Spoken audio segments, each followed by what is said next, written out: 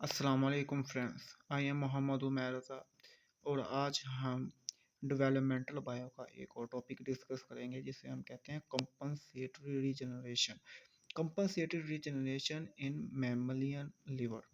Liver में compensatory regeneration कैसे होती है जब कोई इंजरी हो जाए लिवर में, लिवर का पार्ट लॉस हो जाए। जैसे कि हमने पढ़ा था कि लिवर में दो लोब्स होते हैं ना, अगर लोब के ऊपर कोई इंजरी आ जाए या कोई लिवर का पार्ट लॉस हो जाए तो फिर वो रीजनरेट कैसे होता है।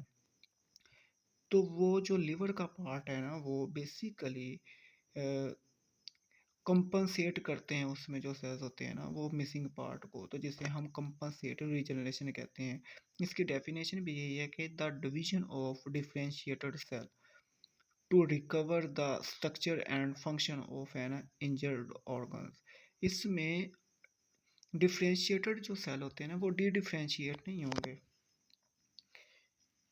वो डायरेक्ट उनकी डिवीजन होगी, वो साइकिल में जाएंगे, फिर वो प्रोलीफरेट करेंगे। प्रोलीफरेट करने के बाद वो कंपनसेट करके मिसिंग पार्ट को बना देंगे जिसे हम कंपनसेटरी रीजनरेशन कहते हैं।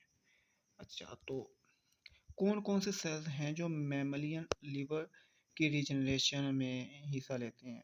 सबसे पहले हेपाटोसाइट्स हैं, उसके बाद डक्ट सेल्स हैं, फैट स्टोरिंग सेल्स हैं, एंडोथीलियल सेल हैं, कफर मैक्रोफेजेस हैं। ये जितने भी सेल्स हैं ये कंपनसेटरी रीजनरेशन के थ्रू ये लिवर के लॉस पार्ट को बनाते हैं।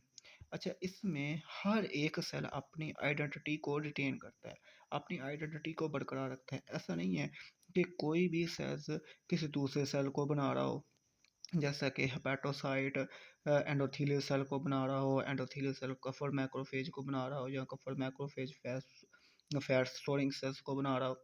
नहीं, ऐसा बिल्कुल भी नहीं यहाँ पे होगा।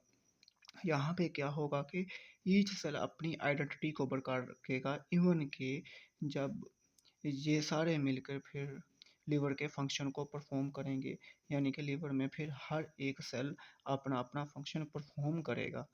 तो हर सेल अपनी आइडेंटिटी को बरकरार रखेगा और अपने जैसे ही सेल्स बनाएगा। तो यहाँ पे अगर हम देखें तो कंपनसेटरी रीजनरेशन में दो लाइंस है, एक है फर्स्ट लाइन ऑफ रीजनरेशन और एक है second line of regeneration. First line of regeneration में क्या होगा कि जो मेच्योर अडल्ट हेपेटोसाइट होगा, नॉर्मल हेपेटोसाइट होगा, वो डिवाइड नहीं करेगा, वो इंस्ट्रक्शन होगी उसके पास, वो रीज्वाइन करेगा सेल साइकिल को, सेल साइकिल को रीज्वाइन करेगा, फिर प्रोलिफरेट करेगा। प्रोलिफरेट करने के बाद वो कंपनसेट कर देगा लॉस्ट पार्ट को।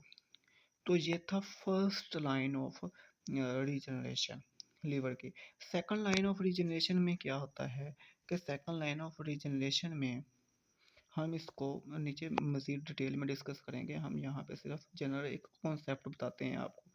सेकंड लाइन ऑफ रीजनरेशन में ये होगा कि जब हेपेटोसाइट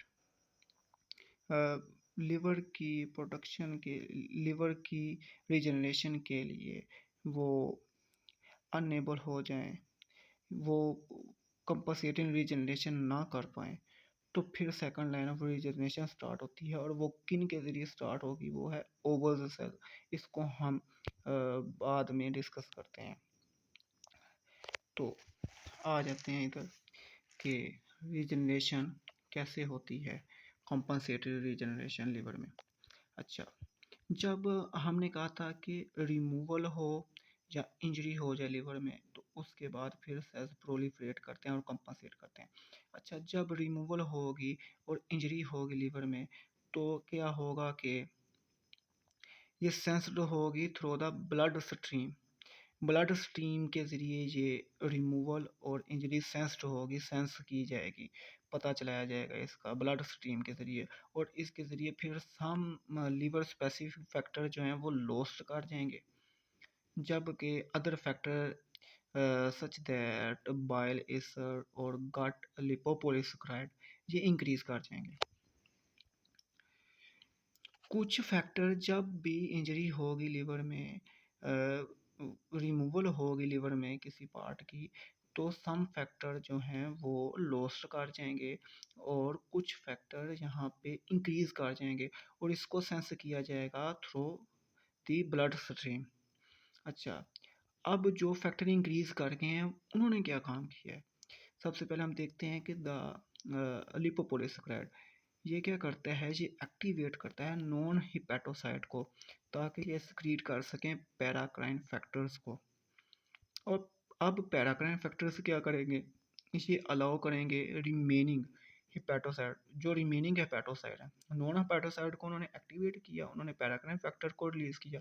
अब जो रिमेनिंग हिपेटोसाइट बचे होंगे जो रीजनरेट नहीं कर रहे होंगे वो क्या करेंगे, वो री एंटर हो जाएंगे फिर सेल साइकिल में। अब वो री एंटर हुए सेल साइकिल में, उन्होंने फिर प्रोलिफरेट किया, प्रोलिफरेट करने के बाद उन्होंने कंपनसेट कर दिया लॉस पार्ट को। अब आगे आ गया कफर सेल। कफर सेल क्या करेंगे, सिक्रेट इंटरल्यूकिन 6 जिसे हम IL-6 कहते हैं और ट्यूमर नेक्रोसिस फैक्टर अल्फा। अब ये दो फैक्टर क्या करेंगे, ये यूजली इन्वॉल्व होते हैं in the activation the adult immune system. जो अडल्ट का इम्यून सिस्टम है ना, ये इसको एक्टिवेट करने में इन्वॉल्व होते हैं। आगे आ जाते हैं हमारे पास सैटेलाइट सेल्स। सैटेलाइट सेल क्या करते हैं, ये सक्रिएट करते हैं paracrine factors, hepatocyte growth factor HGF और TGF बीटा।